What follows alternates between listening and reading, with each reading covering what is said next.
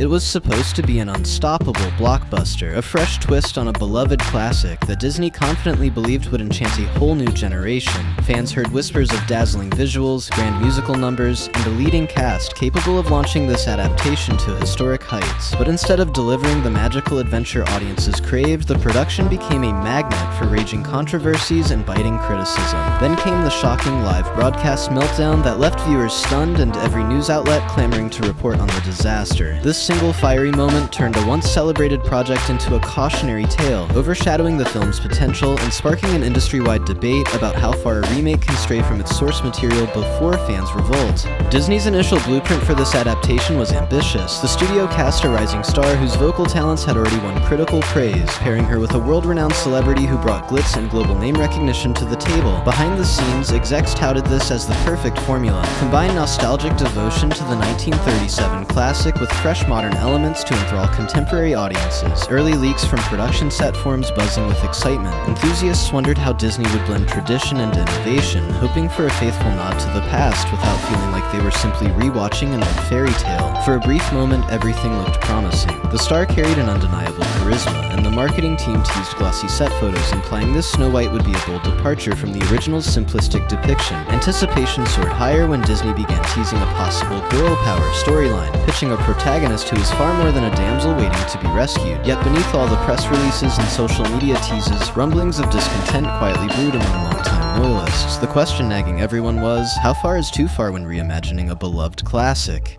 The hype turned ominous when early plot leaks revealed huge narrative shifts. Instead of a gentle fairy tale about innocence, kindness, and the redemptive power of true love, insiders reported that Snow White's motivations might revolve around seizing leadership and rebelling against outdated social norms. For some, this was an exciting evolution of the character, a chance to give her more depth and agency, but for others, it felt like an alarming departure from the story's heart. People began wondering if this was still the Snow White they'd grown up with, or a brand new character sloppily wrapped in Disney marketing. Adding to the confusion, the star made several spontaneous comments on social media that seemed to dismiss the original film as hopelessly outdated. Though her messages were often brief, just a tweet or two, fans latched onto her tone. Some interpreted her words as mocking the classic version's sense of romance and tradition. Overnight, online communities lit up, debating whether these remarks signaled a total disrespect for the story's legacy or simply an earnest attempt at modernizing. Supporters insisted the actress was only suggesting updates to keep the fairy tale relevant. Critics argued it was a betrayal to everything Snow White symbolized.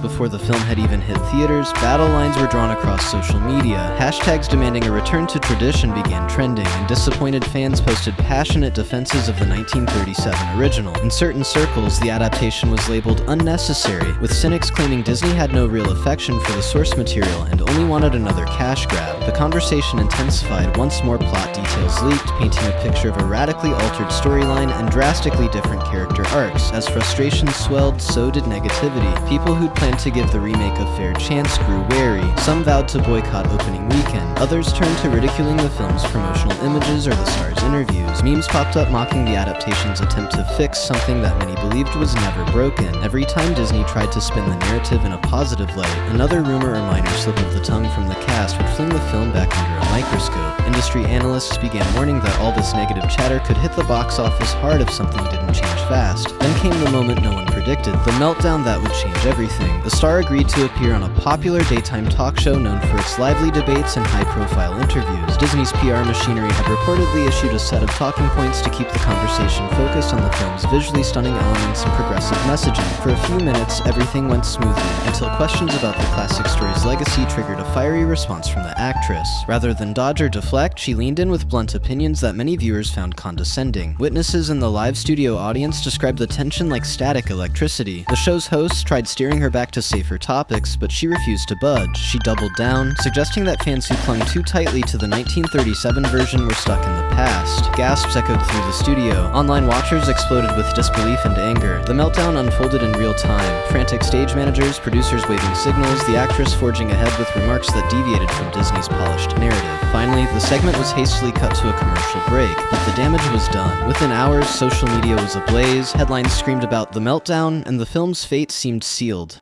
Rumors about trouble on set hit an all-time high after that on-air fiasco. Insiders alleged that the clash between the star and Disney's corporate strategy had been brewing for months. Some said she wanted to push the boundaries even further, rewriting Snow White's character to the point of unrecognizability. Others whispered about significant script overhauls that had upset a few higher-ups. Talk of animosity between her and the celebrity co-star also circulated, with unverified claims about snubs and disagreements over how to present the film to a skeptical public. During Damage Control, Disney arranged more interviews, hoping to recast the meltdown as a minor misunderstanding, but the star's independence only made it harder for PR teams to contain the situation. She continued sharing her own unfiltered thoughts, occasionally calling out haters online. The public impression was that the entire production was spiraling out of control, lacking the trademark unity for which Disney is known. Even those who sympathized with her perspective began feeling uneasy about the circus overshadowing any redeeming qualities the film might have had. At that point, all eyes turned to the box office. Despite Disney's enormous marketing budget, early ticket sales emerged as dismal. The meltdown had overshadowed every discussion of the film. Tensions at local theaters were palpable. Managers reported showtimes playing to nearly empty auditoriums, while other newly released films sold far more seats. Talk of a toxic adaptation spread, with families opting for alternatives. Moviegoers who usually gave Disney the benefit of the doubt now seemed to steer clear, wary of stepping into the middle of a controversy that just wouldn't quit. Then, in a move that blindsided observers, AMC did the unthinkable. It yanked the film from its theaters entirely. This was more than a slight schedule tweak, it was a full-blown cancellation of showings across its venues. For the largest theater chain in the nation, to take such a step against a major Disney property was historic. Industry insiders described it as an earthquake, signaling that not even big-budget Disney branding could shield a film once the public turned on it. AMC cited low turnout and financial losses, making it clear the meltdown had inflicted irreversible damage.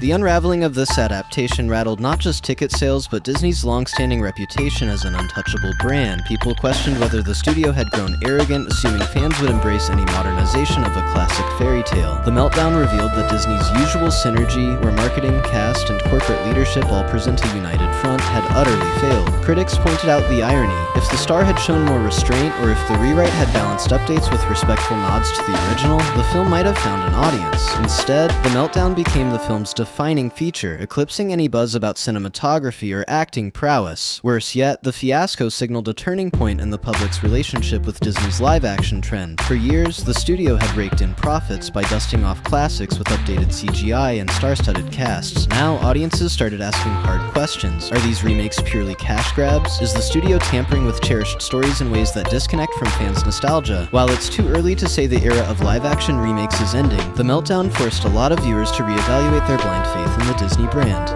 In the weeks that followed, speculation soared about streaming possibilities, the star's future projects, and whether Disney would respond by tightening its grip on how cast members handle press tours. Some argued the star was simply too outspoken for the role, while others believed the film's script was doomed from the start. Yet everyone agreed on one thing: the meltdown had forever changed the way audiences talk about and judge Hollywood remakes. At this point, the film's legacy is less about whether its visuals were breathtaking or its storyline was empowering. Instead, it stands as an emblem of how a single, explosive moment can derail months, even years, of painstaking work. Disney, a studio once seen as nearly invincible, discovered just how swiftly brand loyalty can evaporate when viewers feel their cherished memories are under attack. As for the star, she remains a polarizing figure. Her fans admire her unfiltered passion. Her detractors see her as the person who torpedoed a fairy tale. Whatever side you take, the meltdown is a lesson for everyone in the industry. It's a stark reminder that, in the modern era, a beloved classic can transform into box office poison overnight if it fails to respect the very audience it aims to captivate. And in this high-stakes world of film remakes, one bad call can echo far beyond the silver screen, leaving a cautionary tale no one will soon forget.